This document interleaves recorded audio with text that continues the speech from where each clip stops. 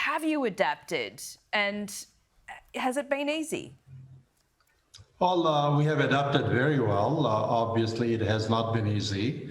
But on the positive side, the adaptation actually worked out very well. We have a large number of our students who are currently enrolled with us, but cannot come to this country because of border closures. So we are offering them online programs, and it's not perfect. It's not the same as taking those courses on campus, but we have learned along the way, and we continue to improve how we deliver those programs. Yeah, I think universities, and it's a similar story we're hearing from a number of universities right around Australia. What do international students mean to UWA in terms of the financial cost and I guess the makeup? We have about 22% of our student body that are international. So this would be at the lower end of the spectrum among our peers. Uh, and they contribute in more than just being with us and bringing the revenue that they bring. They create diversity in our learning environment. And we are, after all, a global university. And ideally, you would like, I would like all our students to be able to go and study overseas for a period to get that experience. So that's not practical. The next best thing we can do is to bring the world to our classrooms, and international students and exchange students do exactly that. What's the makeup? What country do your international students come from? And does that present, depending on where they're from, present a problem in getting them back into the classroom sooner rather than later? I don't know that there is country-specific problem, but large number of our students are Asians. That's just the reality of the marketplace.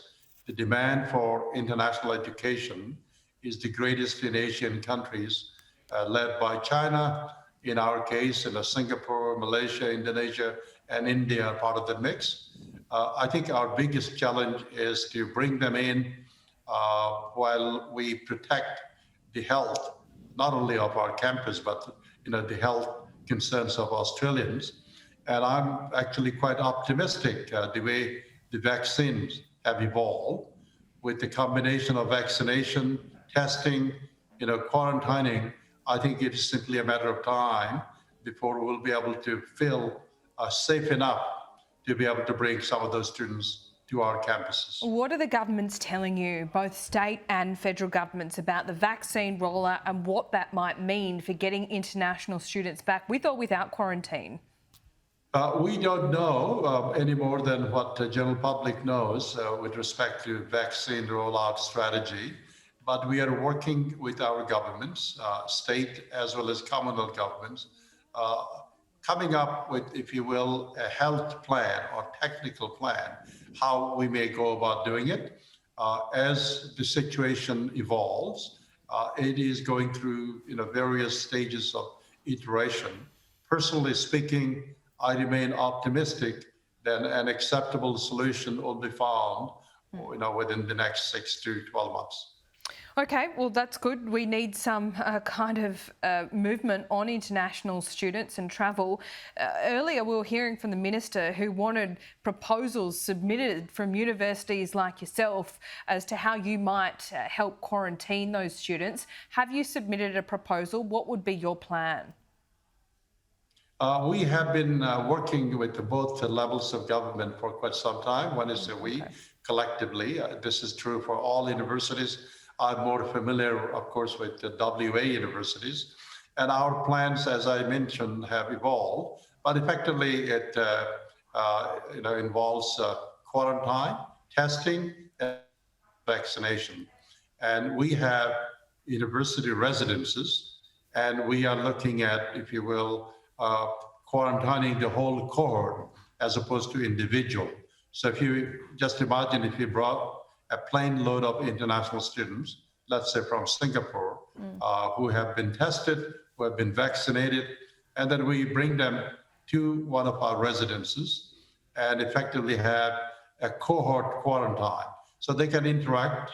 We don't have to put them just in single rooms, but we can put enough flexibility for them to move around, but protect the community for whatever the number of days we require them to be there.